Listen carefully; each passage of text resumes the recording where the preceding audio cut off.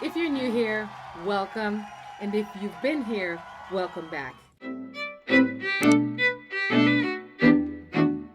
It's Teach Time with the phenomenal Miss James, TPMJ, and I am happy and grateful to have you here. In this talk, we will be sharing, talking, teaching about new teacher, what's next.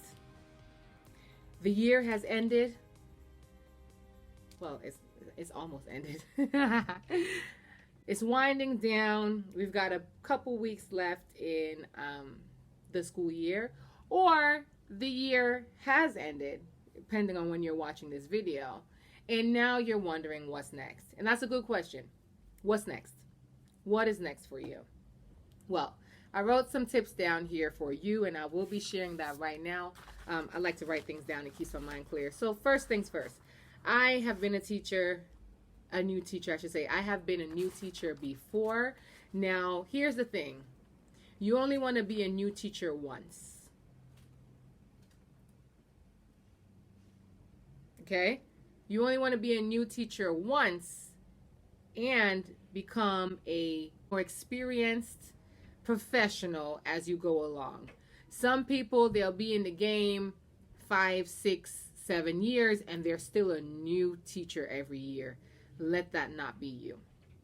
You're a new teacher once, and if you do it right, because yeah, you may change school, but you're not a new teacher in here. You're not a new teacher in here because you've done the work. So hear me out. The first thing you want to do, as this school year is ending, as the time frame is winding down, as we're getting into the summer, or maybe this is the summer and you're in the summer and we're enjoying the summer right now, or maybe at this present moment in real time, you're in the process of closing out the school year. Congratulations to you. Major congratulations to you that you made it through the school year, having been in this unprecedented time that we're in right now. We transitioned to remote learning. You made it through. I celebrate you. Major congrats. If you did that, man, pat yourself on the shoulder. Not many of us can do that. I know I could have, because I'll survive in anywhere you throw me, but not everybody has those skills and those capabilities, right? Being flexible, being agile, being willing to do things a way that you've never done it before in order to gain success, right? So if you've made it, then praise the Lord. Congratulations. Celebrate yourself. That's one. Celebrate. Take the time to celebrate you. Buy yourself something nice. At the end of my first year of teaching, I bought myself one of these Michael Kors watch here that it was all the rave. I don't know if it's still the rave now. It probably still is. So I got me a watch. I spent my money. I got me a ticket. I went out the country. I was out. I think I went to Mexico. Travel videos coming soon. Went to Mexico, and on top of Mexico, I bought myself a gift, which I wasn't going to do, but a friend at the time made it a priority to encourage me to celebrate myself, because we do so much that we get burnt out. And people who are teachers as well understand that burnout process, but people who are not teachers, they don't understand. They don't understand when you need time to yourself because you've given so much that you need to replenish. They don't understand when you want to escape the country because it's just too much and you just need to get away. You need a change of atmosphere. You need a change of space. You need to marvel and revel at something, as in my favorite movie, Eat, Pray, Love, with Julia Roberts, when she said she just needed to get away so she could just marvel at something different, something new. And so I needed that. I'm a traveler. And I said that in my previous video. Go ahead and check out the Get to Know Me if you haven't watched it as yet. Love traveling. I have some awesome photos in there as well, and more to come. So I got out the country, which was amazing. And I got myself, with the advice of my friend, I got myself a gift. And at first I was like, oh my God, I don't want to spend all this money. But then I thought to myself, well, I worked hard and I deserve it. And if I die today, God forbid, there's nothing's going to happen to the money I spent. It will be gone doing his thing. Maybe it would be with would have been with my family. Maybe it would have been with a bank. So I spent the money. Celebrate yourself. So whatever you love, that's the first thing you're going to do. That's the first thing. Thing one. I said I was going to make this a short video, but, you know, as God speaks to me, I'm putting it out here. Thing one, celebrate your accomplishment. Get you something that matters to you.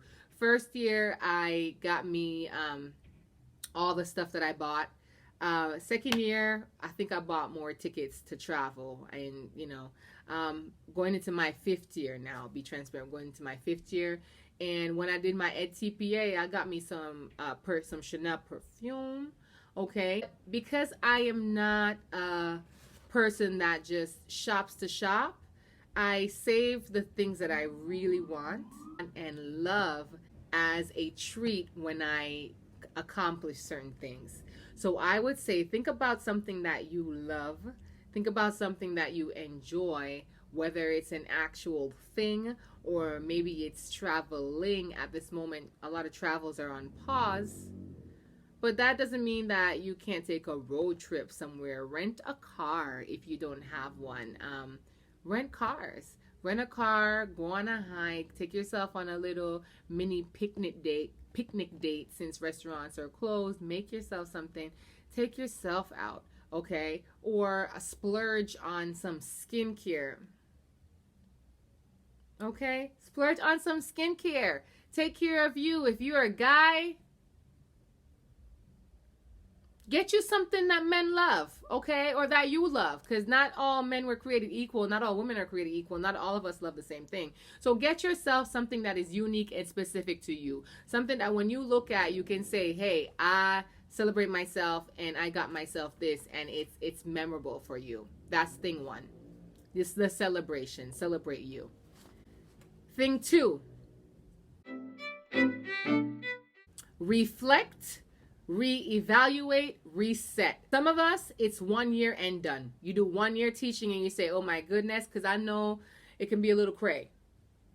You do 1 year teaching and you said, I have had it, I'm over it. If you're in a program, an alternative teaching program, then you have another year before you can quit if you really want to maximize the potential of getting that master's degree.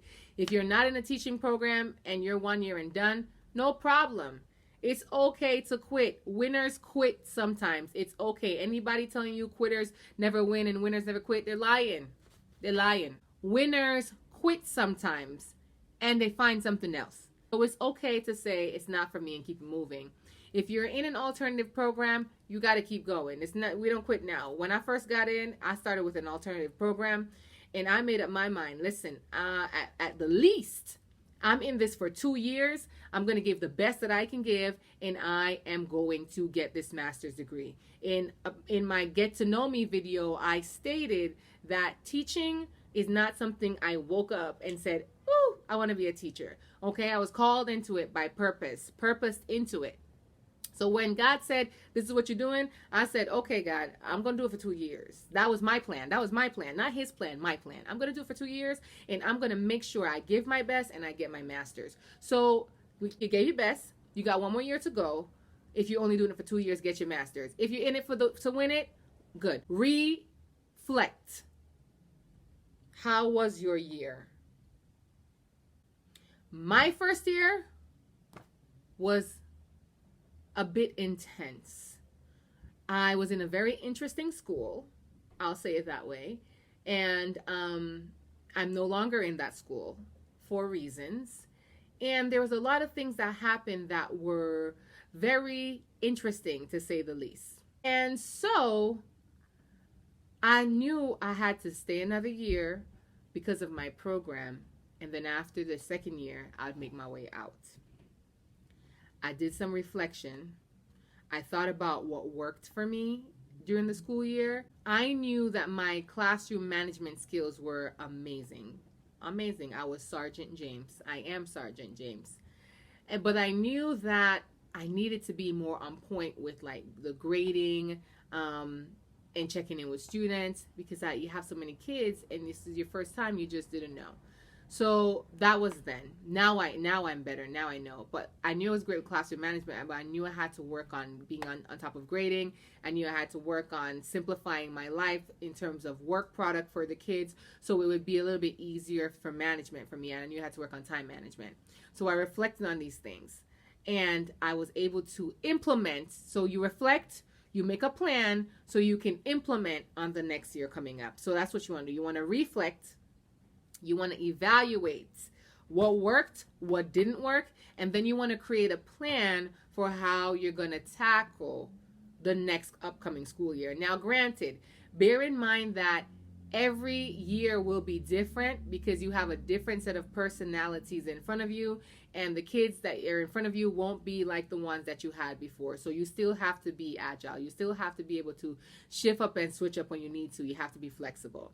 But have a plan in regards to your own things that you need to work on. If time management is it, you do that. If crafting lesson plans is something you need to work on, let's get into those lesson plan virtual workshops in the summer. How to craft a quick and easy lesson plan that gets you to the point, has the standards, all that you need. Work on that. Let that be your next steps. If giving feedback to students is your next steps, write it down. Make a plan. We're going to work on giving feedback to a next set on the next set of kids. Create something for yourself that's going to help you to simplify your life, because not only will it help you to simplify your life, but it's also going to make you stand out when folks are noticing that you have a certain work product or work ethic going on, and it's going flawlessly. They're noticing that you're able to like do certain things in a certain time frame. They want to know what you're up to, and then they're going to come to you, and the next thing you know, before you know it, you're going to be hosting a PD like myself, showing people how to do what you do. Okay, so build your brand. Yes, you're a teacher and an educator, but you're still a brand, and you're a brand because of of who you are. You are a brand. I am a brand. What I do reflects who I am. Okay, so build yourself up. So create something that's going to help you, a tool that you can even share with somebody else that's going to help somebody else. Because remember, each one, reach one, teach one. Good. Okay, so that's the second thing. First thing is celebrate. Second thing is reflect, reevaluate, reset. All right? Create your plan for how you're going to tackle the next upcoming school year. If you're planning to leave the school system, no problem. I pray for you. I wish you well, genuinely, because I understand, and I've been trying to leave for a minute, but that's not God's plan. So I'm still here, and honestly, I really want to say that this kind of feels like the best year of my experience so far. But maybe it's just one of the better years, because I definitely had a wonderful year with my kids. The kids are a fun part of the experience too, when they're not getting on our nerves, right? And even when they get on our nerves, we just know that we need to love them more, and just really take the time to understand what the individual needs are, because we all have individual needs. Reach that child, teach that child now, so the adult that they grow up to be is less traumatized and traumatizing someone else. The third thing here that I have for you is to check your licensing requirements, new teacher. Make sure your mentor has logged your mentor hours. You should receive an email if you're working for the Department of Education. I'm not sure how Charter does it, but if you're working for the Department of Education, you should receive an email sometime in June saying that you have completed all of your mentorship hours, and it has been recorded in the system. So check in with your school mentor, your new teacher mentor, that they have logged all your hours with the DOE, so when it comes up time for your tenure, that's not trouble for you. Check that you are teaching in the right subject area, in the right grade area, so that it does not affect your licensing when it comes time to be tenured or to get your professional license. Because I've done some research and I know now, but what I wish I had known before was that I needed to be teaching in a specific area in order to have qualified earlier for the license. So please double check that you're teaching. So if right now, for example, you are licensed to teach living environment, and you know that you're in a general science area in middle school, please find a high school to start teaching living environment. So when it comes time for your tenure and your professional license, that you are not hindered by that. That's my tip to you. It doesn't always get better, but you do. You change schools, the kids are tough. You change schools, you don't like administration. You change schools, the neighborhood is rough. So irrespective of what it looks like on the outside, you get better on the inside as long as you are doing the work. New teacher, experienced teacher, we keep going, we keep getting better. Even when things around us don't look the way we want it to be, let's keep the peace in here, and let's keep pressing forward forever and always onwards towards the mark. Don't be a new teacher for 10 years. Be a new teacher once. Be an experienced teacher for the rest of the years. Thank you guys so much for watching. Be blessed. Leave a comment, leave a vibe in the comment section. Let me know if there's a topic that you want me to speak on. I would love to. And as always, each one, reach one, teach one. See you soon in another video.